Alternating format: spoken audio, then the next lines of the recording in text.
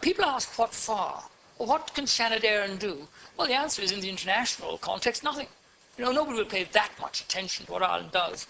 But the reason I looked for a recall of the Senate was because I remember being in Palestine some years ago, in an area that was heavily controlled by the Israelis, and I said to my Palestinian hosts, you know, there's nothing I can do. You know, I will have no effect. And they said, but at least you will be a witness. You will be a record to our suffering, and we will not go unnoticed. And it's for that reason that I called for the recall of the Senate. I'm very sad. I mean, I'm not anti-Israeli, I'm not anti-Semitic. I supported the State of Israel. But in the 40 years I've known the State of Israel and sometimes had a home there, I've seen it completely change. It changed from a left-wing, socially directed country to an extreme right-wing regime that is behaving in the most criminal fashion and defying the world and unscrupulously using the Holocaust to justify what they're doing. And it's time that rag was torn away from them. Israel is afraid of Palestinian unity. That's what all this is about. It has nothing to do with the murder, which is appalling, of those 3 Israeli kids. It's nothing to do with it. The Israeli police knew that Hamas had nothing to do with it before this war started.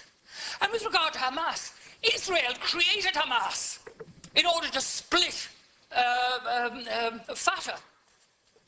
And so they're responsible for Fatah. And I had that confirmed at the highest level in the foreign ministry in Jerusalem some years ago. And I have to say, it is astonishing to me that the West that prates about democracy, every time an Islamic government crops up around the Mediterranean, they refuse to deal with it. They subvert it. They destroy it. Where's the democracy in that? We may not like it. And America has a shameful role to play in this. Israel could not get away with these disgraceful acts of international piracy and brigandage if it wasn't for the protecting shadow of the United States of America. And I condemn President Obama for his utter inaction. And I have to say, I was taken a bit aback when I saw that they'd added in Ukraine, which is irrelevant. It's a bit of whataboutery. What about Syria? What about the Congo? What about Iraq? What about everything? But we should focus on this. The one thing it does, Minister, is it shows the extraordinary discrepancy. At the instructions of the Americans, we're prepared to boycott, to go in after the Russian banks, to do this, that, and the other. And what do about Israel? We don't even mark a protest note with our vote in the Human Rights Commission of the United Nations. I think that's shameful, absolutely shameful. And can I just say this? I think it's time people told the truth about what people are saying in Israel.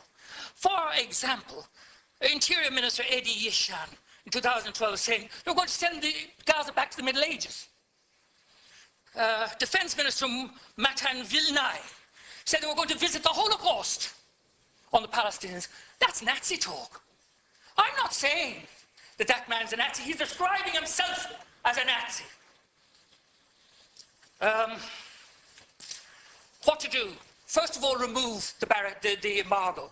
That has to be done. Then, the Euromed agreement. I mean, there are human rights protocols attached to this. Time after time in the Foreign Affairs Committee, I've asked for this to be monitored. They won't even monitor the human rights agreements. What human rights are there when there are thousands of women and children being killed and injured? Israeli goods, particularly in the settlements, should be boycotted.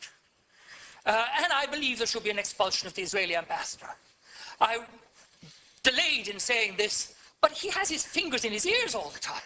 And he just repeats slogans from Jerusalem. 1 minute, thank you very much.